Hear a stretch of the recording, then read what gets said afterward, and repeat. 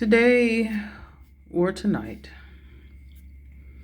I want to talk about the decoding of people in the kingdom of darkness when it comes to how they do things. And in my other videos, I talk about how when they do symbolism because they can't see it, or just come out plainly, bluntly out with it because they do things symbolically by numbers, letters, shapes, and symbols and colors. But I want to bring up again, just do a reboot or a remake of one of my other videos when it came to, this is just one of the many examples. Now I have other things I can talk about, but this I'll just bring up this one because I wouldn't say it's one of my favorite ones, but this is the one I'll bring up when it comes to people who are part of the kingdom of darkness. And I like to bring up people who sold their soul and as part of Hollywood, and, for example, and who sold their soul and how people of the illuminati satanic kingdom operate. Now this video is going to be decoding the movie. Mind you, I can go on about other movies, but I decided to do this one because some of these people are still here, they're alive, and if they're gone and dead, it's like, why even talk about them? But some people who are not even here anymore, their energy is still on earth, even if they were wrongfully just offed in the wrong way, because blood that has been shedded and spilled cries from the ground. And that's why murder is not good. But this video is going to be about decoding the movie Queen of the Damned. Now I know this is a big distraction to whoever's watching this video that is lovers of vampires and blood-sucking mosquitoes and fangs and the dress up of that, but I'm giving people understanding and knowledge on how people of the occult and kingdom of darkness work, sacrifices in the Illuminati, because I'm a conspiracy realist and I know and I understand and know the truth when it comes to light and darkness and how these maggots work, okay, who are part of course, when I say maggots, kingdom of darkness. Now, I've shared with you guys before that a lot of these people who are picked and chosen into the kingdom of darkness, especially Hollywood, that place, Hollywood in itself, is literally that's the enemy's territory. And he knows his children, just how God knows his children. That's why anybody that is in God, and mind you, the enemy has tempted people that to even go in there that is not his children, to sell their souls, to gain the whole world and lose it, of course, for money, wealth, and fame. But anyways, to move on, this is going to be about decoding the movie Queen of the Damned with Aaliyah, and how her death was premeditated and planned before she was literally sacrificed, because Aaliyah's death was sacrificial. Now, I did this before when I talked about the people who played in the movie as the characters who existed in real life, as far as like in the movie, and how y'all saw the signs and symbols of other movies that Aaliyah played in, like Romeo Must Die, which really meant Aaliyah must die, because she wasn't going along with the program and how they were trying to make her do things. Because people in the Illuminati, when you join it, you take the customs of like people who are in the royal families, like it's kind of like, and this is in other countries too, when they force you to marry into people because they have wealth and money, and you have to marry within the family, they practice incest, or you have to marry this person of wealth who's a part of our like group, secret society group or whatever. That's the stuff they practice. That's why when Beyonce like full-fledged sold her soul, they hooked her up with Jay-Z when she, that's what they did. But anyways, I'm gonna move on. Now, in this movie Queen of the Damned, we already have people who are vampires. We already have people who know the ropes, who's been around for a long time. They understand the customs of being a vampire, what you do, what you shouldn't do, what you shouldn't be, how you shouldn't be exposed, and people catching you. Meaning, like, if you're going to choose a human and expose yourself to them, you might as well change them, because if not, they should die. Because to know about this, you might as well join. So that scene where Lestat was on the beach and the girl saw them, he had to kill them because they knew. That's what I'm saying. When you get into this, when you know too much and you've heard too much and you're connected with people and you've already gone through the door, there's no such thing as turning back around. You can die. Once you've been in so deeply and you know so much, there's no such thing as going back to a normal life. So the characters in the movie Queen of the Damned are Marius, Lestat, of course, Aaliyah, which is Queen Akasha, Jesse and the other people who I don't really know the names of. These were just the main three characters that I know of: Akasha, Marius, and Lestat. I don't care about the story of Lestat or on what Anne Rice wrote. I'm just telling you the symbolism of how they put these guys in the movie with characters on, how they played it when it came to Leah, a black girl who is, but they don't even put black people in movies like this. They always put us in movies when it comes to drugs and guns and being ghetto. You know what I'm saying? But hear me out when I say this, because they wanted to use her energy and her talent for the last of what they could before they offed her, because they really wanted her and they really wanted her to join. But it doesn't matter how beautiful or how talented you are, if you don't join them, you can't. And she knew too much. They've been dealing with her since she was very young. So I'm just going to break it down and just get into it.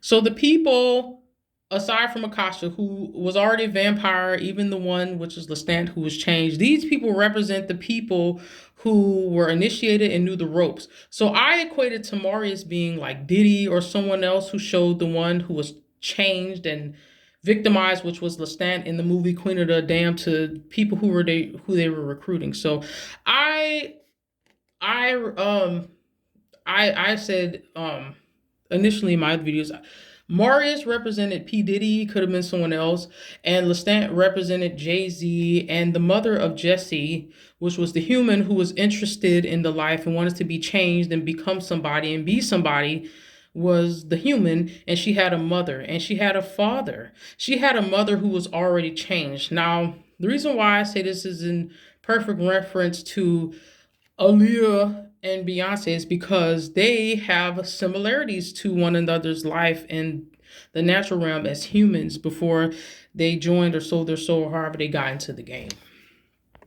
The similarities that you can understand from Aaliyah's Beyonce is that they're not just like what people view the stereotypical black people as being, as coming from the hood and having nothing. No, you have black families out there who come from wealth and they do themselves right, and they do society what they're supposed to do, and they come from a family with two-parent households, and and they become lawyers and doctors and stuff.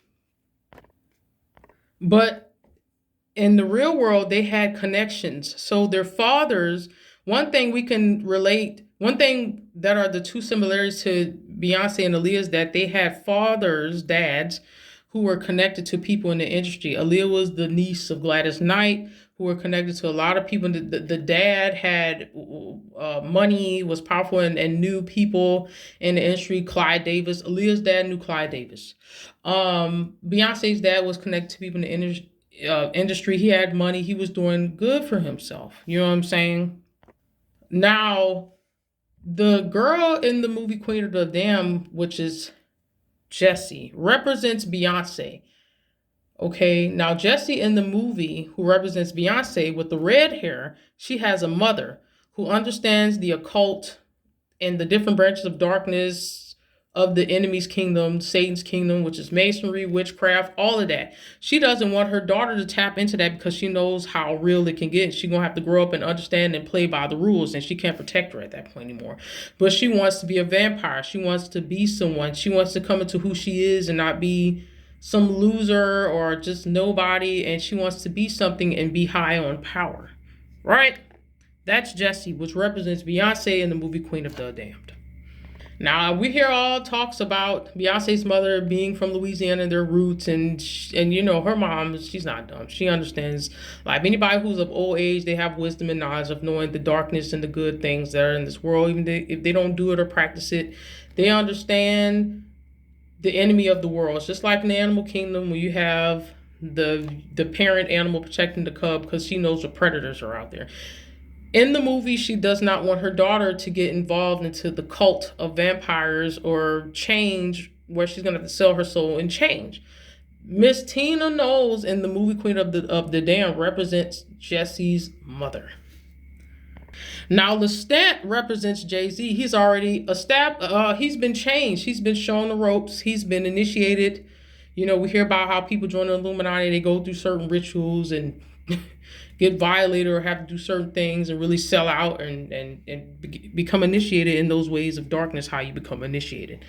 So Marius is Diddy and Lestat is Jay-Z. And then in the movie as well, Jesse has a dad, which is in the movie, who is well established. He owns his own company. He's at a conference with people who he's doing business with, which is what Beyonce's dad does in real life, you know. But when Beyonce gave over her soul and agreed and made an oath in the covenant, she was given to the hands of the dark forces who's going to take control after that, because we don't need you anymore. She's grown. She understands at this point.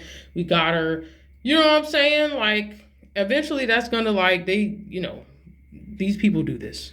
They don't care about how young you are. They prey on you when you're young, but eventually you're going to have to make a choice and a decision. And that's what Beyonce did. And that's why it's just her and her mother and her sister. And the dad's just like, yeah, I don't mess with them. And there's beef between Beyonce's dad and the mother and Beyonce and all of them. And all the allegations of him being with other women, blah, blah, blah.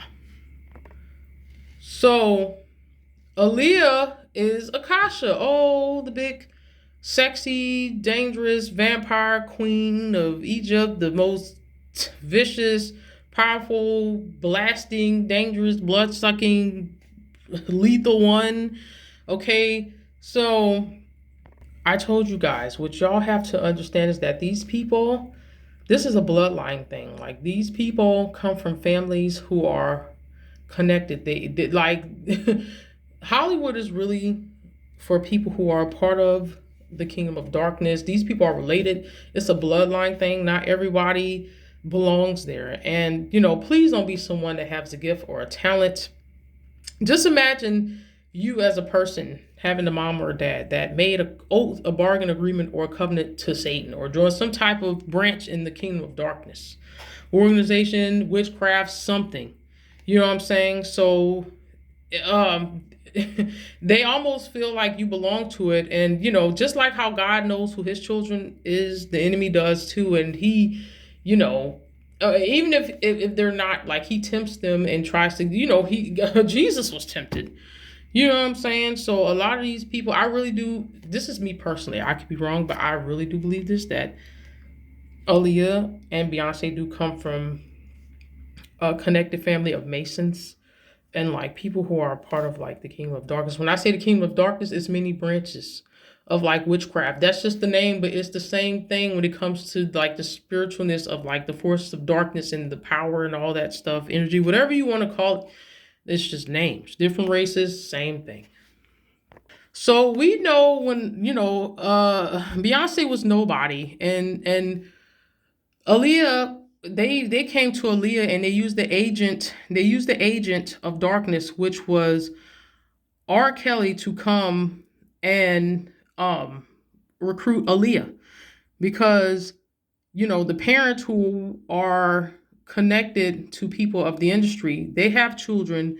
And, you know, you gotta understand, when you're born into a cult, if anybody who is of light, children have a gift, they really prey on that. Like, they really study children in school. They look for this. And please don't be anybody that has the gift when it comes to singing or any type of talent that you have, because they really want you. It doesn't even have to be singing or acting. It's all types of gifts and talents and abilities that they look and lurk for with children and kids that have it, especially when you're in the system or school. They really prey on that. That's why they're there. Forget education. And that's where they found Aaliyah. That's why in a lot of her videos, when you see her, she was young and in school and singing and playing basketball and walking down the hallways with people who had her on, I don't know, NBC News and talking to her because they discovered her. And on top of that, it just made it 10 times worse because she had a God-given gift, which was singing. And that's what the enemy loved. I mean, look at the people who have the gift of singing, what they can do today and how they can use it. They can join good, or they can be a part of Hollywood or whatever. They ain't even got to be a part of that, but they can still use it for other reasons. So they sent out R. Kelly to get to the child, which was Aaliyah. This is why you don't really hear about the family speaking out too much, because they knew what they were into. They knew, they took part in it themselves, so they can't really say anything because they allowed it. And plus you hear allegations about the mom hooking up with R. Kelly. But anyways, I'm going to move on. So I'm decoding this movie Queen of the Damned, of the prediction of, because a lot of people sell their souls really do have predictions in songs that they sing, and the symbolism that you'll see in their music videos and the words and the movies that they play in. I told y'all about Carmen, the symbolism that Aaliyah played, not Aaliyah, Beyonce played in where she wore the shirt, same shirt Aaliyah wore, which meant that, Beyonce was going to take her place. And it's a really darker force of evil that's behind the sacrificing of Aaliyah. Even when you look at the colors, it's white, black, and red. When you look at her throughout her whole career, what she used to wear on stage, when she used to like wear those clothes and colors, it was red, white, and black. And then at the end of everything, whatever the last thing of what she did was white, black, and red, literally in the Rock the Boat video. So a lot of people love to talk about the Destiny swap thing and all of that. Miss me with that. Miss me with that. No. People in the Illuminati take the customs of old traditional Illuminatian ways. Illuminati is not just an American in the United States thing.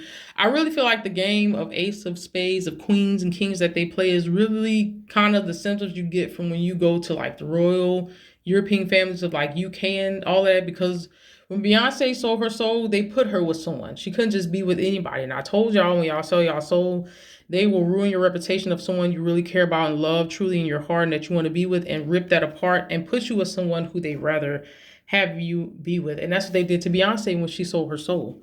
I don't know. I just find it weird how she was just automatically in love with Jay-Z, and she was all like, that's my man. It just gives weird vibes, and really does make me think that she was involved and knew about the rituals and understood and was a part of them getting rid of Aaliyah.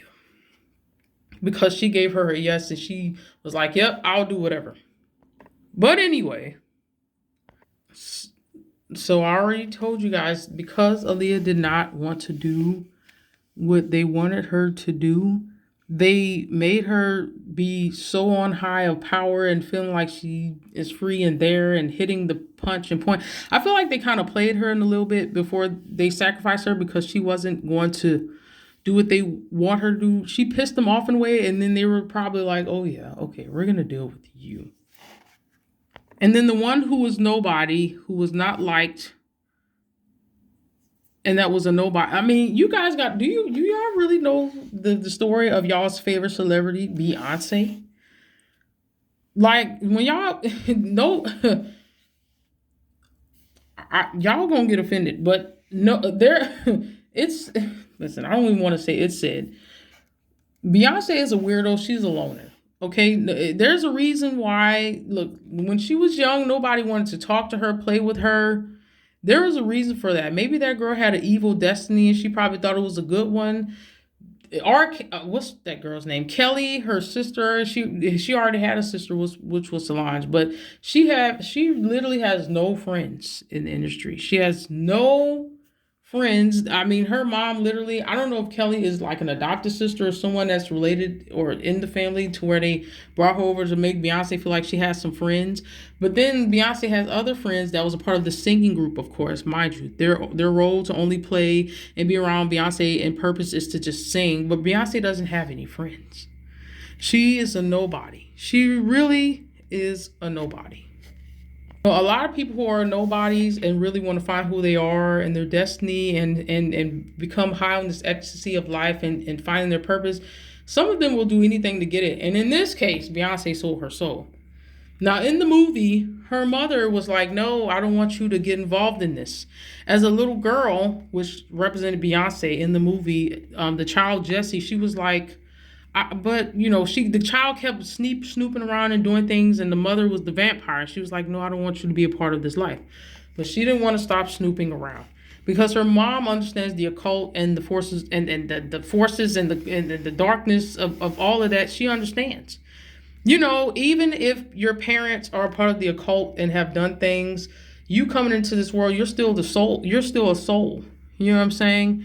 And you still can make a decision or choice, a decision and a choice.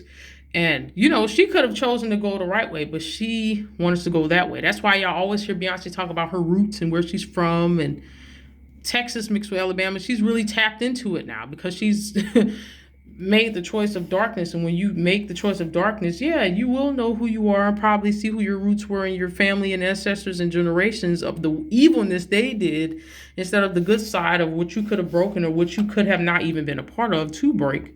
But she chose darkness and she became a vampire. and changed and became dark and into voodoo. But in this case, in the movie, of course, she becomes a vampire. I tell you all the changes of when people sell their soul, they change. You don't necessarily have to have fangs and black and red eyes to change. You just change. Spiritually, you're damned because you sold your soul. You're screwed. Okay?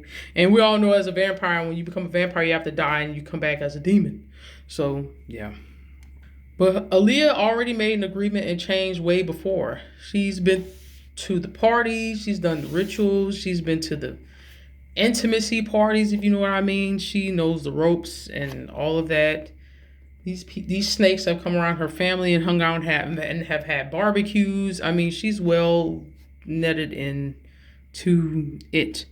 That's why she couldn't just easily get out. That's why she got all those opportunities, because you really do have to join and agree. And Aaliyah did do that. Now, we may have not seen Aaliyah change like really like Beyonce did, but in that movie, I felt like there was a change there, because that role that she played with that demon she did was... you gotta understand, when people really sell their soul and get into it, there are things that inhabit them when they sing these songs and play these roles. And if you've allowed some to use your vessel, it's going to want more of you. But the powers that be that's over those demons that talk to Satan, if you don't agree to that and allow it to keep using you, then they're going to talk and negotiate with that. And, now they have to talk to you. And that's when they do the manipulation. Like, okay, are you going to go all the way with us? And if not, we're just going to get rid of you. Because that entity is going to want more of you, which is why I think they got rid of Aaliyah. You know what I'm saying? And that evilness that used her in that movie transferred into Beyonce, which they call Sasha Fierce, which is Satan, which can be any demon. It doesn't matter what it is. Y'all can call it some fish lady from the water. It's a demon. Okay? And it changed her. And she sold her soul, and she's not coming back. She's there, but she ain't. But she is. Whatever. So at the end of that movie, when all of that happened and they took Aaliyah out, that was just the cult getting rid of Aaliyah. That was just a decision, final making of her having to be gone. And then for her to be gone, one had to rise.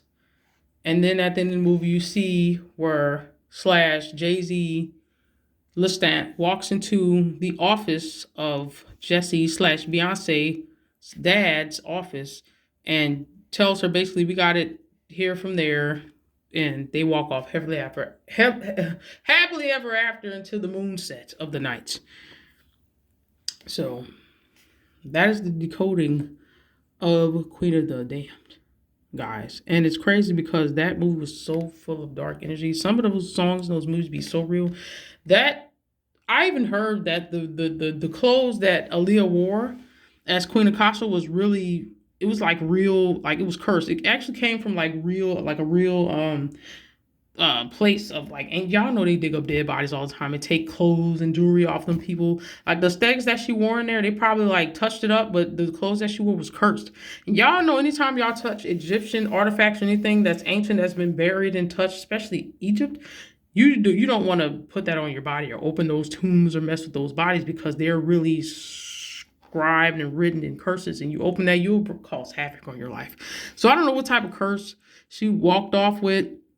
I think they took her out in a terrible way, because they got rid of her in the way of like trying to test something out on her to see if it worked, because they were going to kill her anyways. But they were going to get rid of her anyways. They're like, okay, let's put her in a movie where we really play and fool with powers of darkness. So the people who really made this movie knew what they were doing. They're definitely a part of the occult. For real. They were definitely a part of the cult. And all they did, now I don't know when it comes to energy work, but, that demon, I'll tell you for sure. Like the energy they were playing with that movie, and they birthed it up. Anytime people do rituals and conjure something up, serious, like some people be doing these rituals and bringing stuff up seriously, you definitely, for sure, there's definitely, somebody has to die. Somebody will definitely die. For sure. Like that, it's not free. You know what I'm saying? So I think Aaliyah was that sacrifice, and that entity was used to be in a new vessel, which was Beyonce.